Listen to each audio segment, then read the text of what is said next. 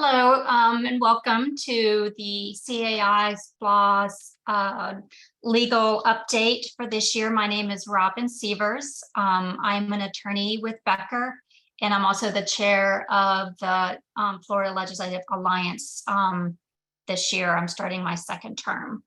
CAI is a not-for-profit organization that represents the interests of 73 million people living in homeowners associations, condos, and cooperatives here in the United States. CAI provides education, best practices, standards of practice, tools, and resources for our volunteer board of directors, as well as the professional managers and other business partners of CAI, like attorneys, insurance, CPA, reserve advisors. Here in Florida, we have nearly 9.7 million residents living in more than 49,420 community associations. These homeowners pay $18 billion a year in assessments to fund the services and the amenities in the various HOAs, condos, and co-ops. The Florida Legislative Alliance, which you are hearing from today, is a statewide committee of CAI that represents the condos and HOAs in the state of Florida. We have delegates throughout the state of Florida. Each CAI chapter is able to appoint 2 delegates, and then we have at-large members.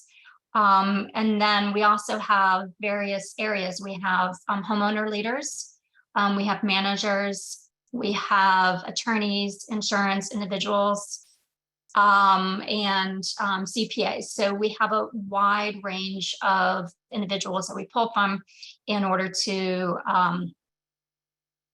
help us do our job. So the overview for today. Yes, what is CAI? So I just went through some of the statistics that are now on your screen about why FLA is so important, is because we have so many community associations here in the state of Florida that need our assistance, and we would like to provide them guidance.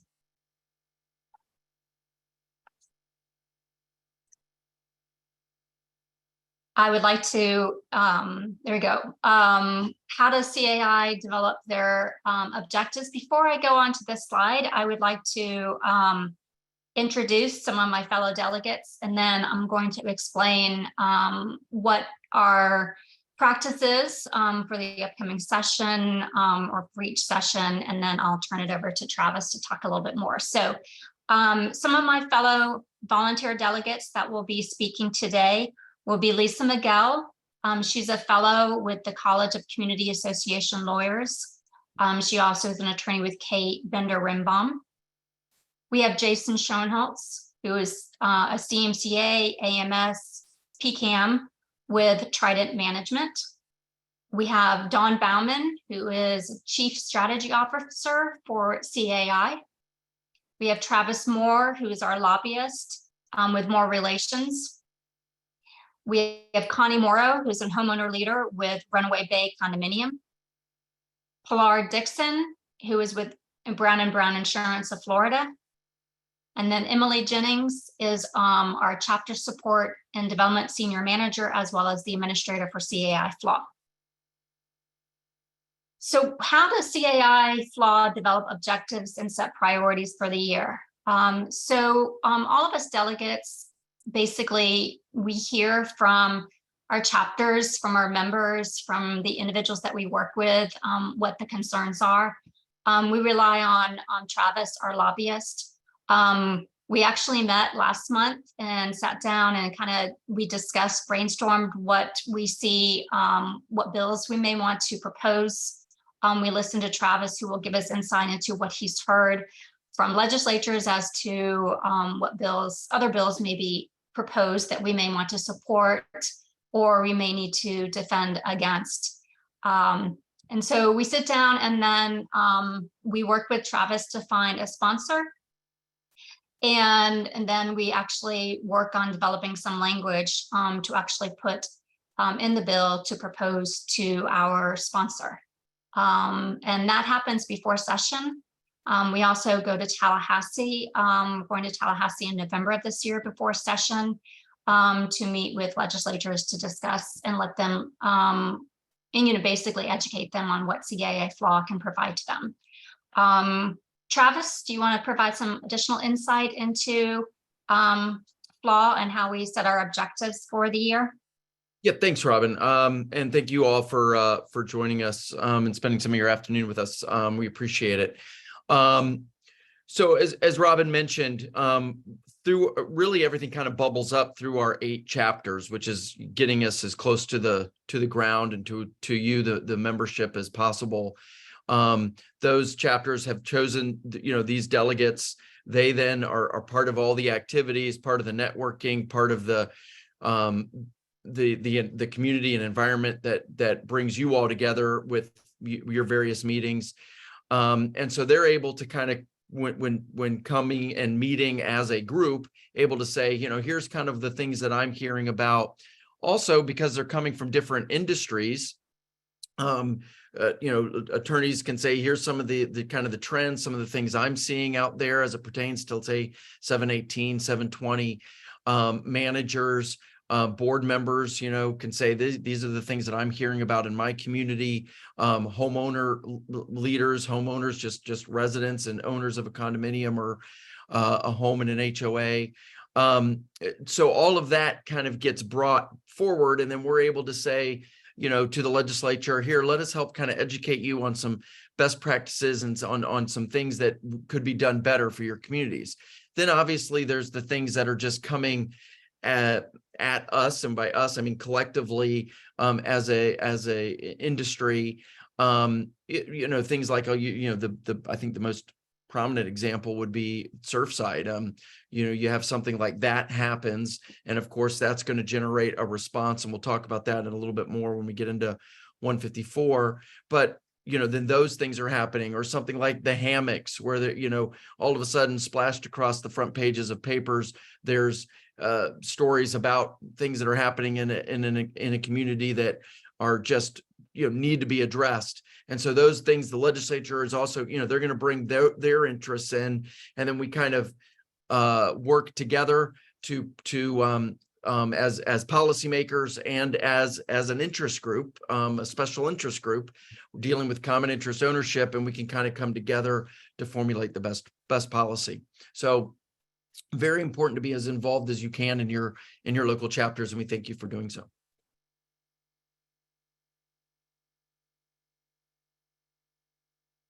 Robin, do you want me to give back to you, or kind of keep going on some of this history? Yeah, so we want to talk about the condominium safety bill. We thought it might be helpful if you give an overview about what you kind of did, if you want to go into more detail how we got to 154, and then we'll turn it over to Lisa to talk about the ins and outs of 154. Perfect. Yep. And yeah, Lisa will give you the specifics that I know you're all interested in getting. So just again, as an overview, and you'll see here on your screen, this is part of our legislative visits that as Robin mentioned, we do every year as a group, and then we're certainly there in the hallways every day during session, and we can pull in various subject matter experts and community leaders and homeowners to deal with certain things as they come up in committee. This is a picture there. I guess it would be on my left. I don't know if it's mirrored for you, but that's Senator Bradley with our group there in the red there in the middle. And then in the other picture, that's staff. There's a staff member there with Representative Danny Perez, who both were influential both in the Senate and the House, along with Representative Lopez, on bringing 154. So just real quick, as I mentioned, we had the Surfside disaster, and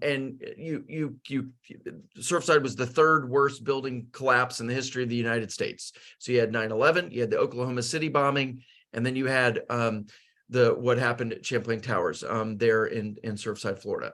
The other two, as we all are quite aware, were caused by acts of terrorism, external forces. Surfside was unique in that it is the worst building disaster that happened for without those external factors being brought to bear. So you cannot have almost 100 people, 98 people die in the middle of the night at 1:22 in the morning in their beds when a building just collapses without there needing to be and expecting that there's going to be a reaction to that. So the first session a couple of years ago, right after that, that first regular session, we ended up with kind of a stalemate between the House and the Senate, as you know, or maybe you don't, but to pass a bill in the legislature, both chambers have to pass the identical language.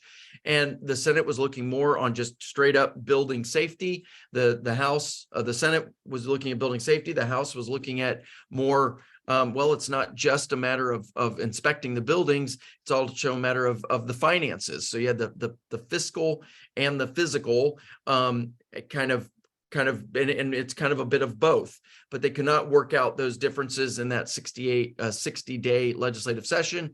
So we went into a special session. It just so happened that we had these legislators there with us at our national conference. The CAI National Conference was held that last year in Orlando, and they came and they spoke, and we had various meetings, and it was decided, there's going to be a special session in May, just at the end of that month, dealing with insurance. There's certainly a nexus between insurance and building safety.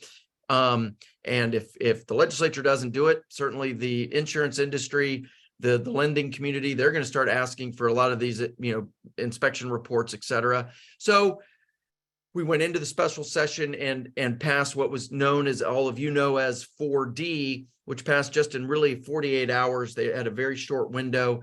They passed bill just kind of blending together the two issues, the two differences, let's say, building safety and the physical, and then the fiscal, the financial side of things. So those two things passed, but not in a workable, great way. I mean, it was definitely a Frankenstein where you could kind of see the stitching, and it needed to be addressed, and they knew that. And they knew also that we'd built in that it was going to be a couple of sessions before it took effect. So we would have a couple of sessions to kind of work on it. So this first session gets us to where now, to kick it off to Lisa, this first session following that, we passed what was known as Senate Bill 154, was signed and approved by the governor. So it is now the law of the land. And so we'll now step through again. More needs to be done. Certainly, and the policymakers certainly know that. We know that, as Robin mentioned in our meeting, that a lot of the meetings that we're already having is FLA, looking at what needs to be done. There's issues dealing with how do we pay for it. So we'll talk about that at the end as we look forward as a bit of a forecast. But Lisa, if you want to take us now and kind of step us through the highlights of 154. Definitely. Thank you, Travis. You went through the history and why the bill was so frenetic, and how come there were so many issues with the interpretation of the bill when it came out as 4D. So this SB 154 really does clarify a lot of the ambiguities. It also clears up some confusion for some of the community leaders and attorneys and other professionals alike. So let's talk about milestone inspections first. Travis talked about there's two aspects of this law: the physical milestone inspections and the financial, which are the structural integrity reserve studies. So one of the big questions about the milestone inspections was the differential between the coastal and the non-coastal properties. Coastal properties were due for their inspection at 25 years. Non-coastal properties due at 30 years, but there was all kinds of problems trying to interpret what constitutes, the 3 miles. How do you measure it? What if there is part of your building is within the 3 miles? So that's been eliminated altogether, and building officials felt the same way. They felt like it was confusing and difficult for them to maintain two different milestone requirements, as well as it's going to be logistically difficult for them to enforce if there are different requirements particularly when you have buildings, and it could be a complex with several buildings, some of which are inside the 3 miles and some of which are the outside of the 3 miles. So inspections now are going to be due at the 30-year mark. If you're in Broward or Miami-Dade counties, you're used to the building safety inspection, which was typically due at the 40-year mark.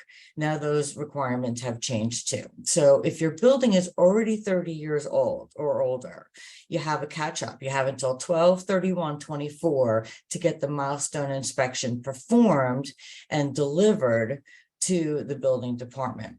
If your building reaches 30 after the effective date of 4D, which was July 1, 22, but before December 31, 24, then you have an extra year. Then your catch-up date is 12/31/25. The law now clarifies that a team of professionals actually prepares the report. So it's not necessarily the engineer or the architect on site for every single aspect of the inspection. It's a team of professionals led by a licensed engineer or architect with a licensed engineering firm or architectural firm. It's confirmed if the building is 3 stories or higher, you're subject to the milestone inspection. And the word story has been interpreted differently under certain circumstances. So really, it's a matter of relying upon your building official and how your building official defines how tall your building is. I do want to make it clear, though, if your first floor is retail or your first floor is a parking lot or something, that does count as a story under most circumstances. Another question related to mixed-use building. What if your condo or cooperative, it's only condos really, is located in a building that has other uses? Like I said, retail, or there could be a hotel aspect, or there could be other, uses within the building. There could even be 2 different condo associations within the same building. So when you have mixed-use properties, all of the property owners or property administrators are responsible for the milestone. So even though part of your property may not be in considered condominium ownership, the milestone inspection still applies. This clarifies, though, that the co-op or the condo is only financially responsible for the portions of the inspection that include the components for which they are responsible for maintenance, repair, and replacement. And also there's a 5-year look back, so you could use a report if it's substantially similar to the reports that are now going to be required. The Florida Building Commission is required to create forms or create a specific protocol for these milestone inspections. And we're not clear, or we're anticipating that they would be somewhat similar to the forms and the inspection report documents that are required by Miami-Dade and Broward County, but that yet remains to be seen.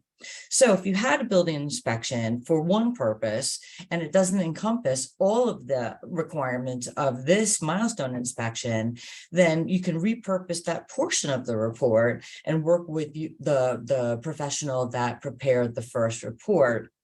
It also establishes deadlines for you as community leaders to notify your members about the requirement for the milestone inspection. So the condo association is required to notify all of its members in writing within 14 days of receipt of the letter from the building department saying that their milestone inspection is due. Then when the report is finished, you have 45 days from the date of the report to distribute the summary, and a summary will be prepared by whoever prepares the inspection to all of your members. Now, if you have a website, you're over the 150 units, or you have a website for your own purposes, you list the entire report on the website. There may be portions of the report that are not easily understandable by lay people. That doesn't matter. Go ahead and post the entire report. Just make sure that you distribute the inspector prepared summary within 45 days of receipt. That is the milestone side. So the milestone is designed for a design professional to inspect the existing conditions at your building to determine whether any remedial or other current repairs are required. It is to ensure that the building is functioning and can function as it was originally designed. And then it's safe, obviously, for continued occupancy by your members. Now we're going to talk about the structural integrity reserve studies.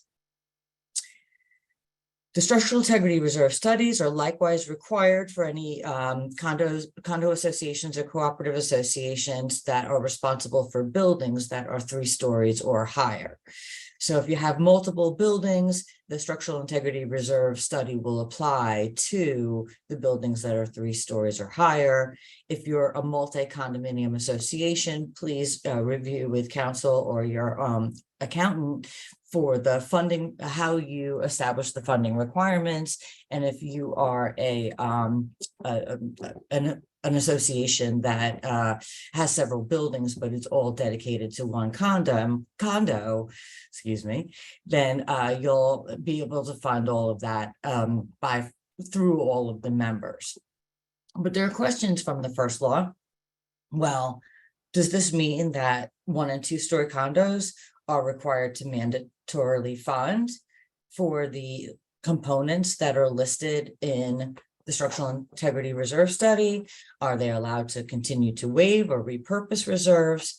So it does confirm that owners may vote to waive or reduce reserve funding in 1 and 2 story condos or co-ops going forward. And the owners of condominium or cooperative buildings 3 stories and higher can still vote to waive or reduce funding the non-structural reserves or any of the reserves for components that are not listed in the structural integrity reserve study. The vote, though, is different. The vote was a majority of the quorum. So if you had a typical 100-unit building, if your quorum was a majority, you'd have to have 51 people vote, whether in person or by proxy or by using electronic means. And a majority of those folks would have to vote yes on the waiver or yes on the partial funding. Now, if it's a 100-unit condo, you need to have the affirmative vote of 51 owners. That's a very substantial difference. You may need to make sure that your members are aware that there are different requirements so that they are not required to fund should you desire to propose waiver or reduction of the membership, of the reserve funding requirements to the members. The actual funding, the mandatory funding for the structural reserves goes into effect in any budget adopted after 1/1/25.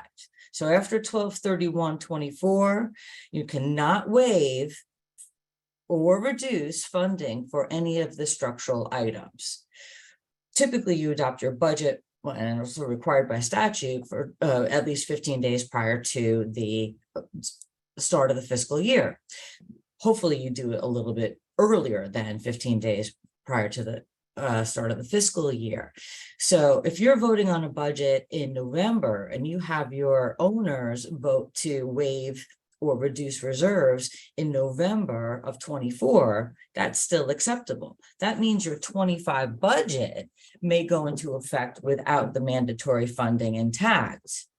But in 2025, for your 2026 budget, you do not have that option any longer. If the buildings are 3 stories or higher, the mandatory structural reserve funding goes into effect based upon the structural reserve study. Preparation of the study has been expanded to different professionals. The previous law said you had to have an engineer perform the visual portion of the inspection. Engineers and architects can still perform structural integrity reserve studies. And if you're going forward with your milestone report and then your milestone repairs, it may be financially appropriate for you to utilize that same engineering firm or architectural firm to prepare the structural integrity reserve study, because they'll have a very detailed knowledge of the components, particularly those components that were already refreshed or repaired. Now, in addition to the architects and the engineers, you can have a reserve specialist, and that's a designation through CAI, or professional reserve analyst, which is a designation through the Association of Professional Reserve Analysts, prepare the structural integrity reserve study. It's not specifically listed here, but it has been confirmed by the division that pooling the funds is still perfectly acceptable, and most practitioners are recommending that you create two pools, one for the structural reserves, one for the non-structural reserves, but please check with your counsel how to effectuate that, make sure that that is in place before 12/31/24. Talk about the components. Now, floor and foundation were both in the list of components when the law was 4D was passed. Now, the floor and foundation has been removed from the list of components, but the term structure has been inserted. And in addition to windows, exterior doors are also included. A lot of people had questions about, well, why would we be reserving for windows or doors when the owners are responsible for maintenance of the windows and doors? And conversely, also in the mixed use buildings, you may be a condo within a building, but your condominium may have zero responsibility for maintenance of the roof, or maybe it only has a partial financial responsibility for replacement or maintenance of the roof. So it's clear your funding for the reserves is based upon the items and components for which the association bears responsibility. So my first example, where windows are pursuant to the condominium documents maintained by the owners, then the association would only reserve for common area windows and doors. It would not need to include windows and doors that are maintained by owners in its reserve study or in its reserve funding. And those mixed use buildings, if your condo association is responsible financially for 20% of roof replacement costs or roof deferred maintenance costs, then your reserve study and your reserve funding will be based upon 20%. You'll be funding your share of the 20% in time, fully funding for those reserves to meet the required funding need by the date for which the roof replacement or roof substantial maintenance is required. You also have a 5-year look back for the visual inspection portion of the reserve study. And for items that where the reserve professional says there's no need, it's not on a replacement schedule, or it's not on a life cycle schedule, or whether life cycle is in addition is believed to be in excess of 25 years into the future or longer, or where there really would not be any requirement to fund anything, you're entitled to rely upon the reserve professional. So if the reserve professional says you don't need to reserve for foundation, let's just say it's part of the structure, then you would not include that in your reserve study. If the reserve professional says, well, exterior walls are structural, but they're not on a life cycle, we don't ever anticipate that you'll replace an exterior wall, but it will require maintenance. And here's what we recommend for you to fund for maintenance. We had a few questions here that are applicable to both the milestone and the structural integrity reserve study, because I know many of you that have not funded your reserves in the past are looking at a substantial increase in the monthly or quarterly funding requirements. And this hits at the same time, or it could hit at the same time, depending on the age of the building, as the milestone repairs. So one of the questions was, can you review the portion of the statute that allows owners to petition for a substitute budget if the budget goes over 115% of the previous year? So I want to make it clear, when you're calculating whether your budget exceeds 115% of the previous year, reserves are not included. So any increase that you have to your monthly payment requirements that are applicable to reserves are not included in whether that your budget is now exceeding 115%.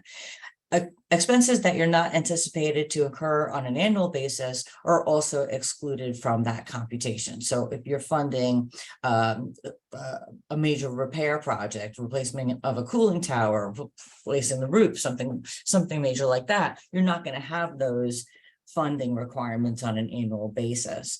But the question related to insurance, and I don't see that the law has been modified to exclude insurance from that calculation. But that being said, that 115 threshold calculations, it does include, I'm sorry, it does exclude insurance premiums from the threshold calculations. But remember that only allows the owners to petition for a special meeting to adopt an alternative budget, and your expenses are what your expenses are. So in my practice in this field of law for in excess of 25 years, I've never seen it successful. I've seen many times where members petition for a meeting to adopt an alternative budget, but either they fail to prepare the alternative budget, or they fail to get the word out to the owners, or there's lack of participation at the meeting, and it has not been successful in the past. Lisa, this is Travis. This is Travis. I just wanted to add the reason why we added that insurance premiums, the word insurance premium, to the to that list that you said of things that are not included, that are excluded from the calculation. That would go into that 115% is because of the just dramatic increases that everybody is seeing as it pertains to insurance. So we added that to that list, but it's strictly because of what we're seeing with insurance premium increases that we did that. Definitely. I mean, there have been clients that have had not 100, not 200, but close to 300% insurance premiums. We're going to talk a little bit about insurance later today. So that's in the nutshell, the changes that were made in Senate Bill 154. And there are questions, of course, I see some other questions here about the funding requirement. Remember, your report is due no later than 12/31/24. Your structural integrity reserve study, is due no later than 12/31/24. After 12/31/24, the condominium buildings that are 3 stories or higher, there's no longer any option to waive or reduce funding for the structural reserve items. And the vote to waive or reduce the non-structural items, or for the condominiums that operate buildings that are only 1 and 2 stories, then the waiver vote has been changed to a majority of the entire membership, not a majority of the quorum. So why don't we move on to some of the other issues that we were discussing today. And one of the bills is HB 437. Connie Morrow, who is a homeowner leader and one of the delegates for our Florida Legislative Alliance, will give you the lowdown on how this changes things. Welcome, Connie. Thank you very much. I hope my presentation is anywhere near as informative and as good as yours was. So I'm going to talk to you about House Bill 437, and I'll start this by caveating the fact that you never know what you don't know, and there were changes made to House Bill 437 literally at the last minute. So, throughout the entire legislative session, we were talking about condo flags amendment, and at the last minute we picked up storage provisions. So I'm going to talk to you first about what's going on with the condo flags. And the fact of the matter is that next slide, please. Okay. For Patriot Day, we have added flags. And the fact of the matter is that there was one change for condominiums, and 718.113 made it possible now for us, those of us in condominiums, to, on Patriot Day, we can have 2 flags, and we can put post a U.S. Army, Navy, Air Force, Marine, Space Force, or Coast Guard flag. For 720, for homeowners, on the other hand, it's a little bit more involved, because homeowners, 720.304 can now display 2 flags, but 720.307.5 adds a list and expands the kinds of flags that can be displayed. And I have the whole list here if anybody wants me to go through them, but it includes not only those military flags that people can display on their for condominiums, but POW, MIA, first responders, law enforcers, firefighters, paramedics, and the list goes on. So you can go to 720.307.5 and get the entire list. Now we'll go on to the next slide and talk about the storage provision. And the storage provision, as I said, came on right at the last minute. And the fact of the matter is that with storage provision, what happened is that individuals and homeowner associations, doesn't apply to condominiums, are now able to store items that are not visible from the front of the frontage of the parcel or from an adjacent parcel. And of course, the question comes up then, what is not adjacent? Well, creeks are not adjacent. Golf course greens make it not your property not adjacent. A drainage pond coming through, a roadway, a sidewalk, a navigable waterway between one piece of property and another makes the properties not adjacent. And so, of course, what we're seeing here is a possibility of being headed to future storage wars. You know, your house on the second story, sitting on the second story and looking over and being able to store stuff in the backyard of a neighbor, you don't have a reason to complain. So if we go on to the next slide.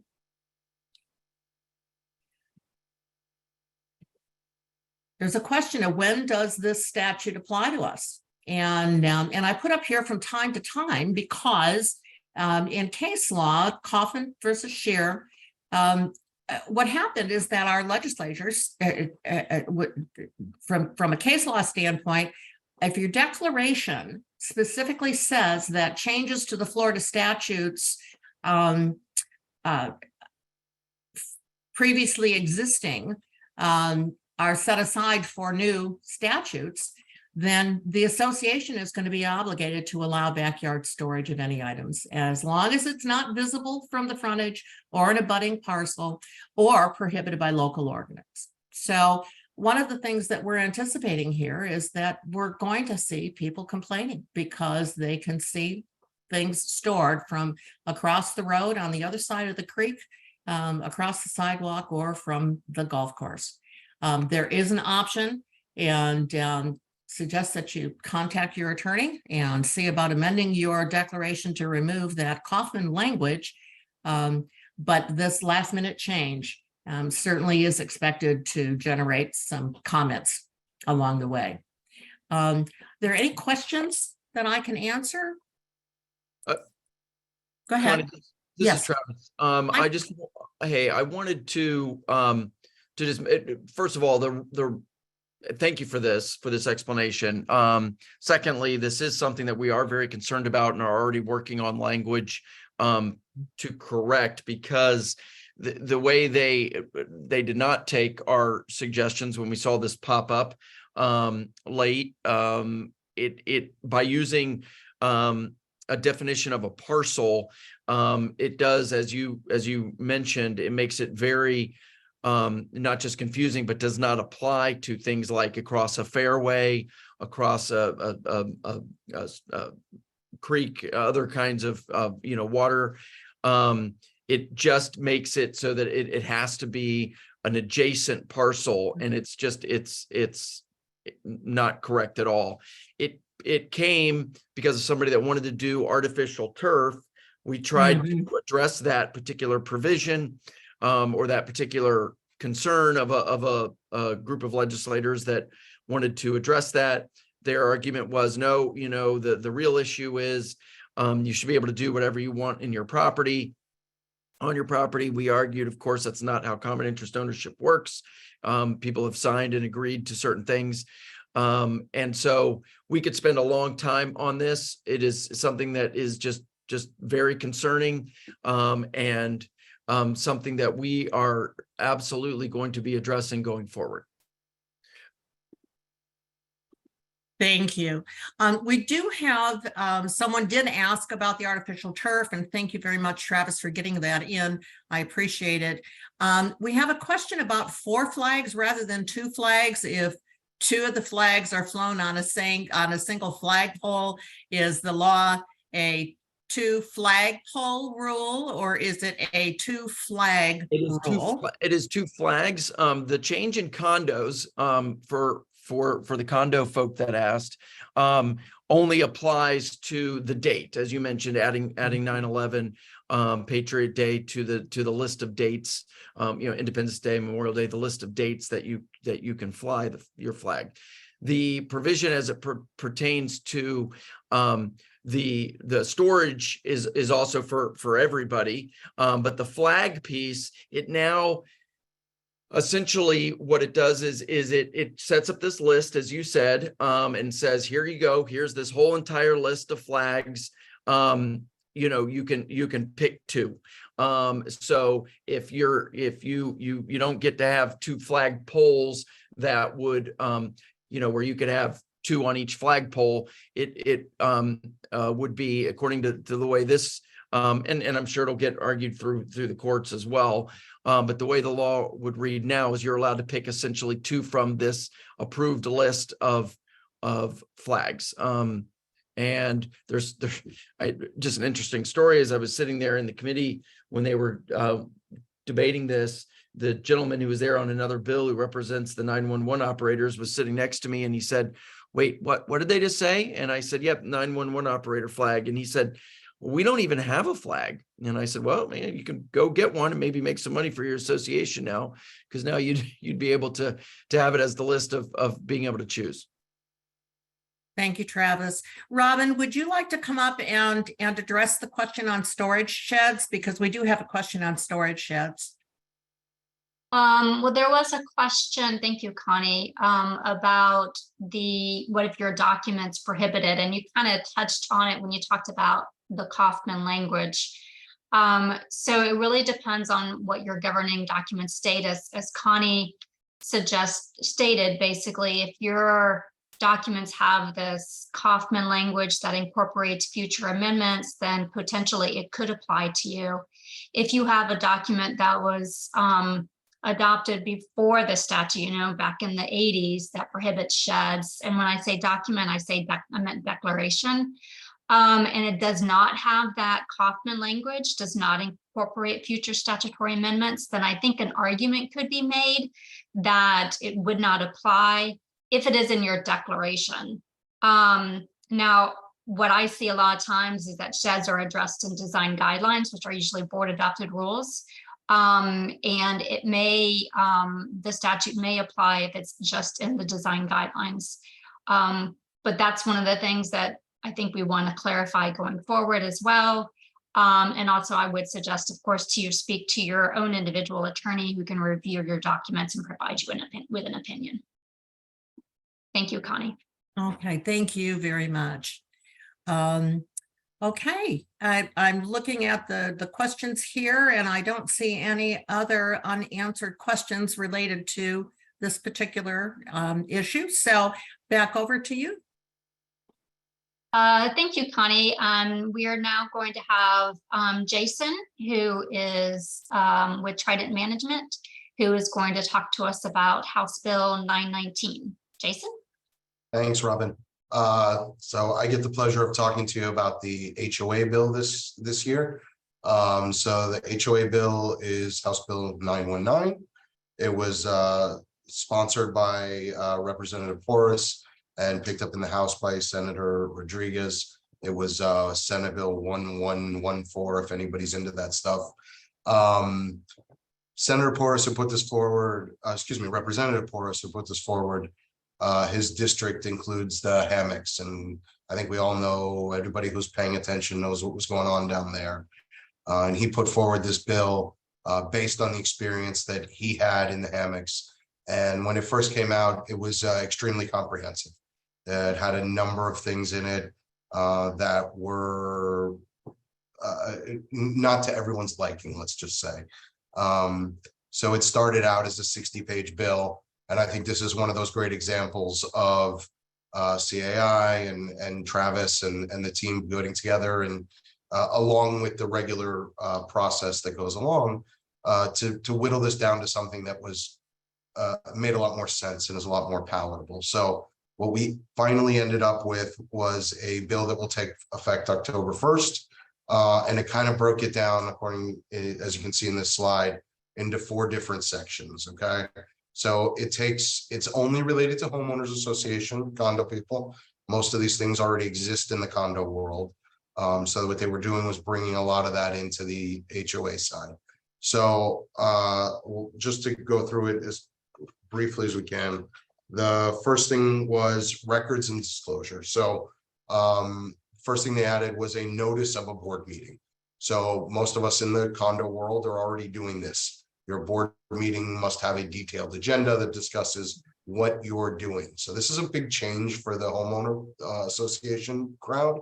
So make sure that get in the practice now, because as of October 1st, your agenda can't just say board meeting. It has to have your specific agenda items. And those are the things that you're addressing so that your homeowners have an opportunity to speak on them. It also clarified mailing addresses. Okay. So there's been a question of what's on the roster, what's not on the roster. So they've clarified now that the mailing address for any homeowner is their unit, unless that owner puts forward a different address. So if you're not sure, that's where we're going to start and move from there. They made it clear that much like in the condo world, the homeowner has to consent to, in writing, to notice via email. Otherwise, we have to stick with the old snail mail system. And the other thing that was really interesting in part of this was dealing with disclosures of conflicts of interest.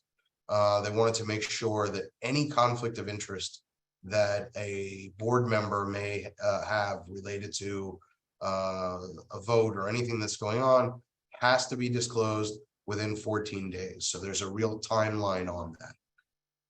The next section goes into financials. They're just trying to clarify some of the financial things that we need to do.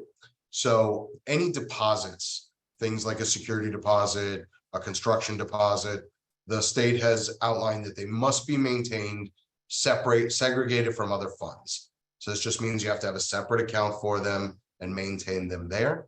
And the association must furnish an accounting within 7 days of the closing of a construction deposit. So the point here being that they can't just hold on to a construction deposit forever. At the end of the 30-day cycle, they need to turn those, refund those funds to the owner, provided there are no issues with the deposit. They went into some specifics related to a kickback prohibition. This is already the standard for condominiums as well. So they use the same language so that we have that across the board.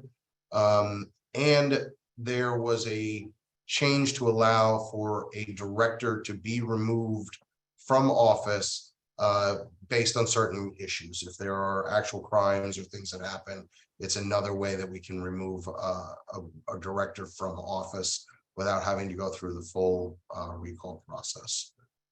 We went into the next section was about fines. So it clarified that fines for an HOA have to be limited to a violation. Can't just find someone because you have to go through the violation and you have to go through the violation process. They further clarified what that process is a little bit more. Most of us, again, are already doing this, but there's a notice of a committee hearing that must include a description of the violation, the specific action to cure it, the date and location of the hearing that it will be held, and give them the ability to attend remotely. So this really gives the homeowner the opportunity to present their case before a fine is issued. And then part of that is the follow-up, right? So after this hearing occurs, they can't just start putting the notice on the ledger. The HOA actually has to reach out to the owner and say, okay, these were our findings. This is what your fine is, and it will be paid in this fashion. And then lastly, we got into a section about voter fraud. And again, this relates directly to what we saw in the hammocks. They wanted to make sure that any of these things that you see on the side there, willful, false oath, aiding in voter fraud, preventing a member from voting or changing the votes cast, harassing, bribing, offering anything of value for a vote, these are all outlawed. And these are the types of things that they wanted to make sure that were addressed within this bill. I think I hit everything. Do we have questions related to that? I think we can hit. Is there anything you want me to hit, guys, or should we just take them at the end? I think we can take them at the end. I think so. Yeah. All right. So I will turn it over to Pilar Dixon of Brown and Brown. And she'll talk to us a little bit about everybody's favorite topic, insurance. Thank you very much. So our changes this year in the legislature regarding citizens was removing the flood insurance requirement from the unit owners in a condominium having to purchase flood insurance if their coverage was placed with citizens. So that was one of the significant changes with citizens. We also had some tort reform that was passed. It's not covered on the slide, but it is substantial tort reform under House Bill 837, specifically 768.0706.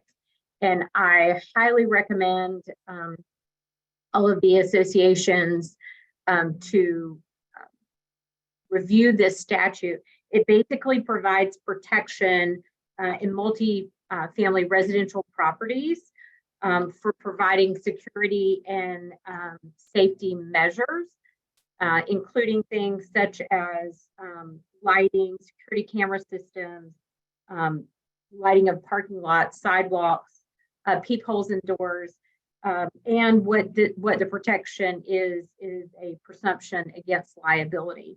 So that is really important. I encourage you to look at that statute and follow through with the requirements to make sure that you're in compliance and handle the training so that you are able to take advantage of that protection that would be presumed in the event of a crime that's committed on your property by a third party. Also, we've talked a lot about the milestone inspection and the service reports, and to share those reports with your insurance professional. All of this is great documentation of the conditions of your buildings, and underwriters will want to see that. Also, the documentation is important at the time of a claim. You have a lot of really great information to show the condition of your building. So that is a positive side to the reports, and making sure that that is shared with your insurance professional. And one of the problems, obviously, that we've had during this critical change in property premiums that you all have seen over the last 8 months to 12 months is dealing with the insurance capacity and what's available for your property, whether you are with an admitted carrier in the E&S market, which is a non-admitted carrier, or within Citizens. But the issue has come up in the mortgage industry and the lending requirements with Fannie Mae and Freddie Mac. And those lenders, and also obviously the jumbo loans that get wrapped into or get sold to future lenders that must comply with Fannie and Freddie. But it's the ensuring the buildings to the full replacement value. And that's actually a part of 718 as well. We all know that. So when you have situations where you're unable to obtain full limits in the marketplace, and maybe you don't qualify for Citizens, you do really need to consider the Florida statute 718. Consult with your attorney, your insurance and your insurance professional, of course, on how you can mitigate your property so that you can purchase full limits. I've seen situations where we've had clients that were unable to obtain full limits because of certain conditions of their property. One example is unmitigated wiring. So still having aluminum wiring, and it knocked it out of eligibility for Citizens. And so basically their attorney said, purchase the limits that you can purchase and immediately begin mitigating the problem that you have that's keeping you from being able to get full limits. So all of those things are important, but it's critically important to remember those requirements from 718 and then future lending for your owners.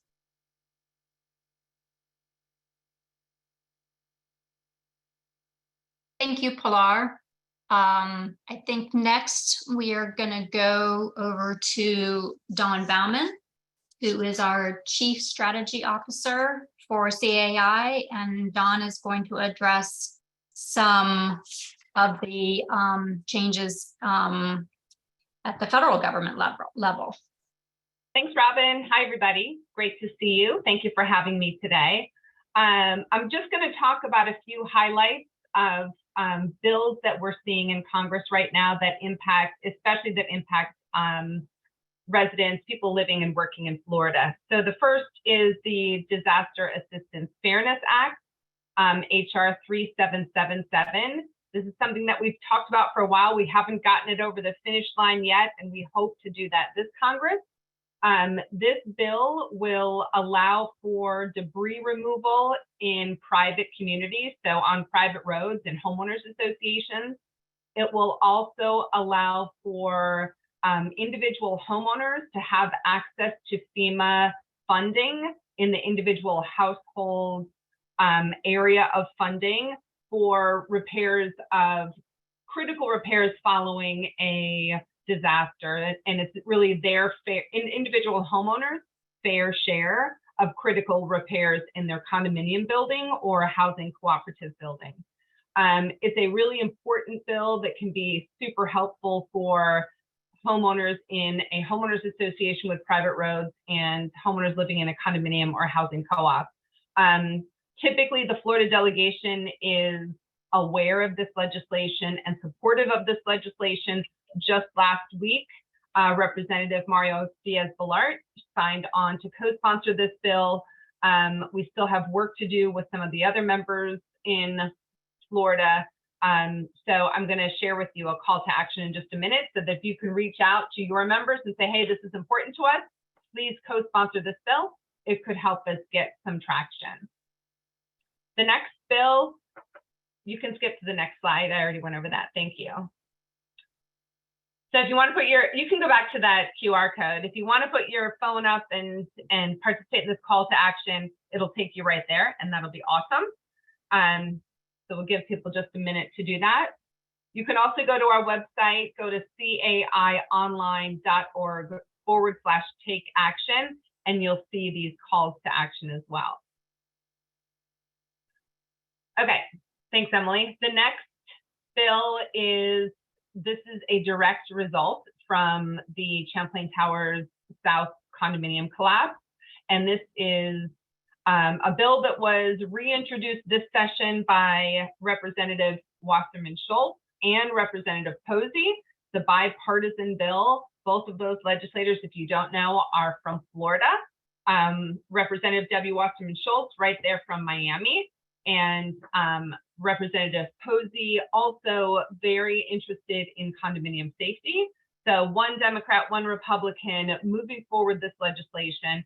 And this legislation it provides for a low interest loan program for both individuals who need to fund critical repairs in their condominium, maybe fund a special assessment for critical repairs in their condominium.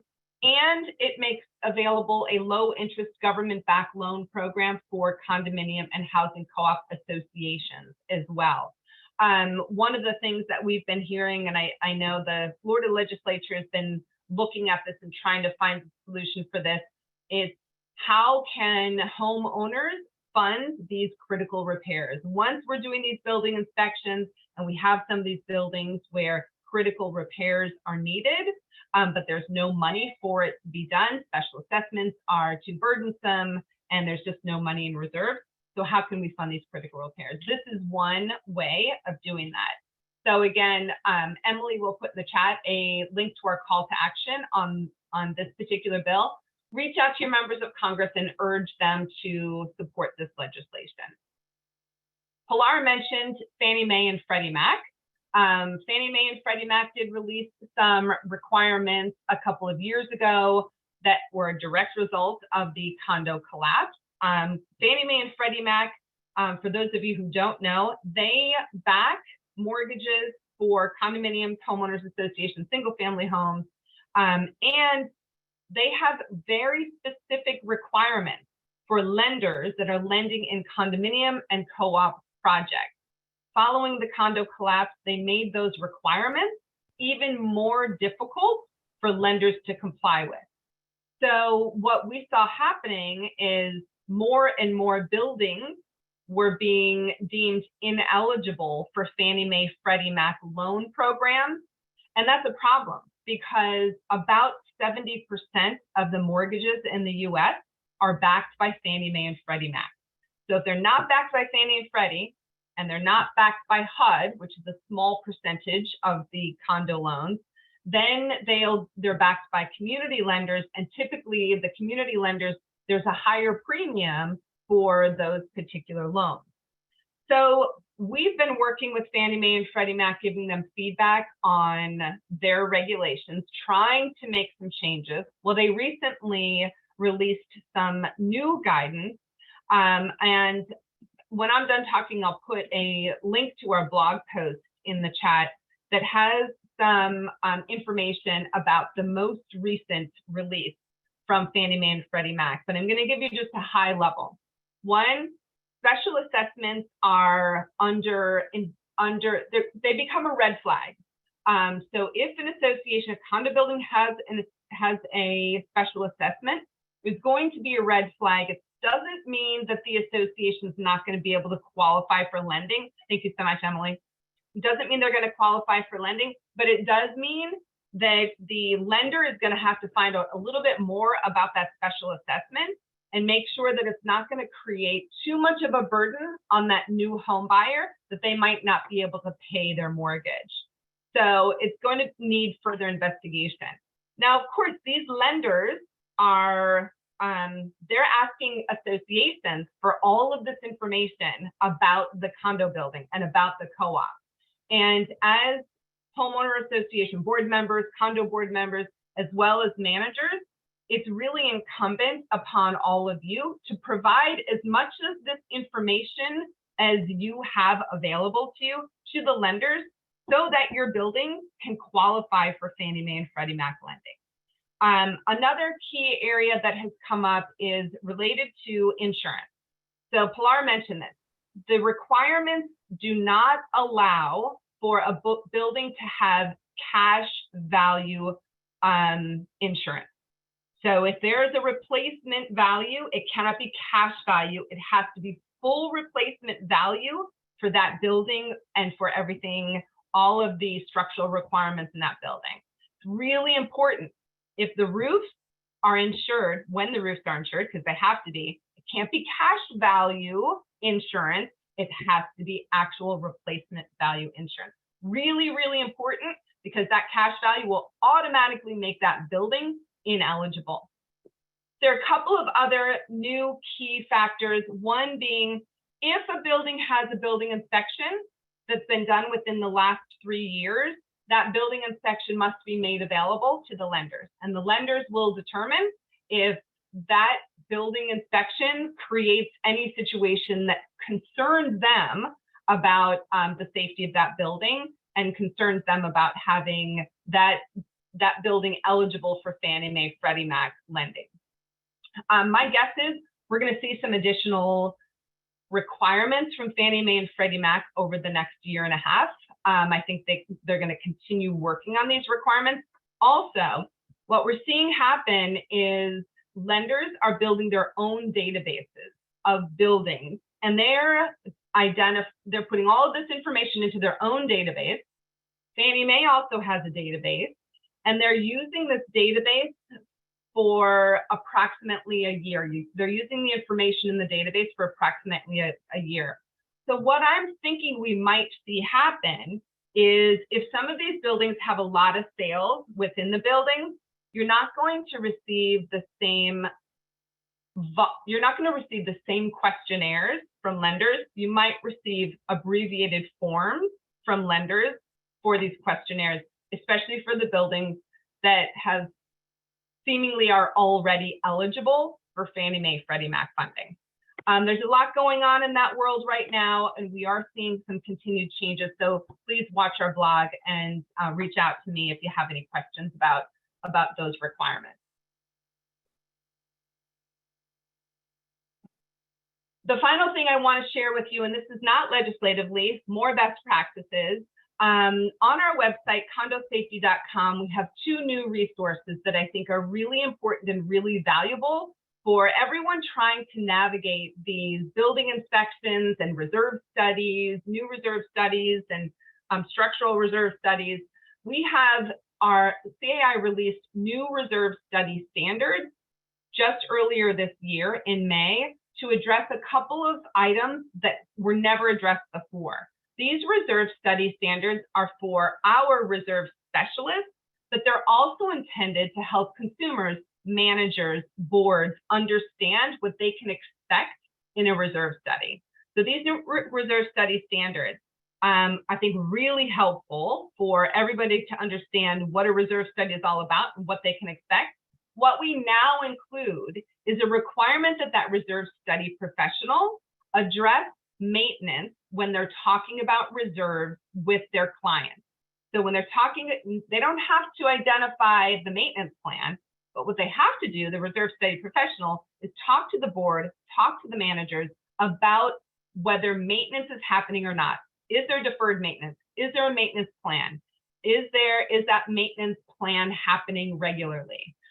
If not, then that reserve study professional has to shorten the useful life of those components that have deferred maintenance, so that you're going to need to have more money earlier to pay for replacement and repair of those major components. The other issue is related to building inspections. So we've added the opportunity to fund a building inspection through the reserve study. Sometimes those can be expensive, so building it into the reserve study is going to be helpful to be able to save for building inspections in the future. Finally, typically a reserve study would identify components, major components in a building or association that has a useful life of less than 30 years. And that's when you would start saving for repair and replacement of those components. Well, we've now gotten rid of that 30 years. It was pretty arbitrary. So now the reserve study should include a list of all the components, regardless of how many years it has left in its useful life, if it has 50 years, 100 years. Sometimes plumbing and electrical has more than 50 years useful life remaining. So all of those items now should be listed in the reserve study. You don't have to start saving for them until they need to be replaced, or they have a useful life of less than 30 years. But everything now should be listed in that reserve study. So take a look at those new reserve study standards. Also, community association maintenance. We've realized, CAI realized that there was a void in the amount of best practices information available on preventative maintenance, deferred maintenance, how to go about developing a maintenance plan. So we put together this really stellar community association maintenance best practice report. It's free. It's about 60 pages. It has a tremendous amount of information in it.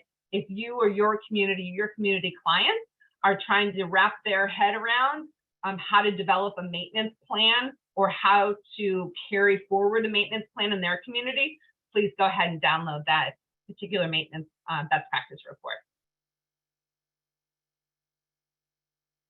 I think that's my slides, right, Emily? That's it. Happy to answer any questions at the end that you may have. Thank you, Dawn. Really appreciate that.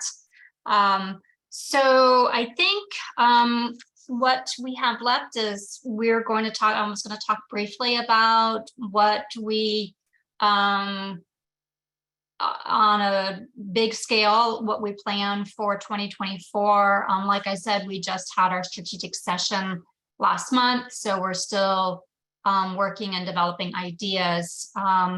But just to give you some insight, one thing that we consistently try to do from year to year is to establish some type of consistency between Chapter 718 governing condos, 719 governing co-ops, and 720 governing HOAs. So we are planning to propose some language that basically make some of the provisions that's in one but not in the other, to mirror the language, so we have some consistency among the statutes. I think, as was mentioned by Travis and Connie earlier, the storage bill, we are going to try to tackle some of the issues about the fact that you may be able to see the storage from other portions of the community, not just from the front and from the adjacent parcel, and whether or not we can, change that language to address being seen from anybody in the community. So I think we're going to try and work on that. We are going to try and tackle some financial and insurance issues, but as Dawn explained to you, we do have to be very sensitive about what the lender market will support. But we are pulling in some extra assistance to give us some guidance on the lender and to see if there's some way that we can provide some financial relief, still working within the Fannie Mae Freddie Mac guidelines. We do hope to try and meet with the Office of Insurance Regulation when we go to Tallahassee. Of course, that's always unknown, but whether or not that can provide us some guidance and some assistance going forward with our condominiums that are having these large insurance increases, as well as I've seen it in some of my HOAs, specifically the HOAs that have townhomes. I do know that, and Travis may want to comment on this more, a consistent theme in addition to financial issues, but the consistent theme of the legislatures has been transparency with the membership. So we're going to try and work with them on certain transparency issues regarding official records. We also have been, as CAI, a very strong proponent of education to our board members, managers, members of the association, and whether or not we can provide some additional education to the community in order to be able to deal with some of the issues that we see happening in condos and HOAs. Travis, did you want to chime in on any of our thoughts about the 2024 session preview? Yeah, it'll be, thank you, Robin. It'll be happening earlier. As many of you know, the session on even number years, so 2024 happens in January. So those committee weeks, excuse me, already will start in September, since there's no election, this November. They're already in the legislature, so they'll be just working straight through that interim. So committee meetings start in September, run through through December, and then session will start in January. I think you kind of highlighted, obviously, there's some, we don't need to worry anymore about or be concerned with 4D. That now has been replaced and by 154. Fairly soon, you'll see when you go online and look at chapter 718, you'll see that those new changes are incorporated in the actual law that you can print out and see or ask the division for a copy of. So there's that issue, the issues regarding the financial incentives. Like I said, there isn't a concern about, oh, I don't want my building safe. It's how do we pay for this stuff? And especially for those associations that have just been waiving reserves for a significant amount of time and have not kept up with the maintenance schedule, the best practices that kind of Dawn outlined. And then, the 919, there'll be things that'll be coming at us that we'll be needing to play, quote unquote defense on. But, there's some things pertaining to DBPR that we really want to work on. Certainly education and some of those issues and their jurisdiction. There's some things pertaining to, as you mentioned, the storage stuff, short-term rentals will be back. And then lastly, I'll just mention on the insurance side, we're trying to find, really common or commercial residential, the master associations, those commercial, the market has kind of imploded. And Citizens is kind of the major player there. So I'll be meeting with Citizens in September 1st up in Jacksonville with their leadership. To try to address things like roofs, how they're handling those, how they're handling rentals, how we can partner with them, because some things just they're having to follow the law and in chapter 627, but is there a way we can work together to make those changes? So it'll be busy. So everybody will just stay engaged. And again, you did such a great job last session of responding to the alerts. So please keep that up. Thank you, Travis. Emily, do you want to tell everyone how they can get involved? I know Dawn already mentioned it and you posted some stuff in the chats, but some just additional information on how individuals can get involved with CAI and FLA. Yes, absolutely. Thank you, Robin. And great to have all of you here today. I think this has been a great presentation, and we will share the recording as well as the PowerPoint presentation with you by the end of the week. So we will email that to you so you can share to other managers or homeowners that weren't able to attend. You can share with them as well. So I do want to let you know some ways that you can get involved and respond whenever we put out calls to action. So first of all, as Robin mentioned, I put several links in the chat as Dawn was talking about different resources, but the advocacy website that we have has a plethora of resources available. So be sure that when you have some time, you go on there and check that out. We have a legislative tracking reports on there where you can click directly on Florida, and whenever session kicks up, it will show the bills that we're tracking, what our position is, and give some additional information there. So make sure you bookmark that page and start following that. We want to make sure you follow us on Twitter. So if you're on Twitter, CAI Advocacy, follow us on there.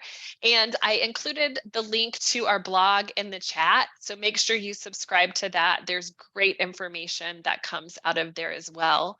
And we just want to ask you, as you receive our calls to action, please respond. We had such an incredible response to these emails, phone calls that occurred last year.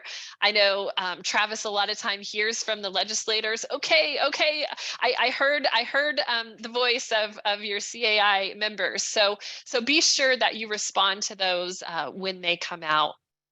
And I do want to let you know that you have 8 chapters in Florida that are supporting you as members of CAI.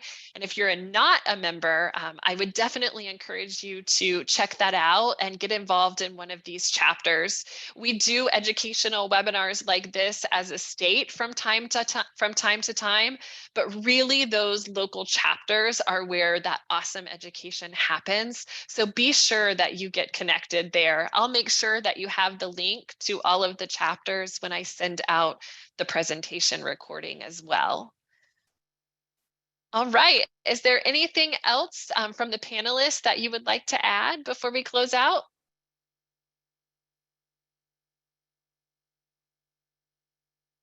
All right. I'm hearing nothing. So I would like to thank you for being here today again. I really want to let you know that this group of delegates, this is just a sampling of the delegates from the Florida Legislative Alliance that are out there working on your behalf. I want to let you know that they are amazing. If you ever need to reach out to them directly, you can find who those delegates are on our Legislative Action Committee website. I think, Robin, I just want to reiterate what makes this group special is it's made up of homeowner leaders. So those people that are serving their communities, managers who are working for those associations, and business partners who support them. So we have all of those types of interests. And so that really makes our group special.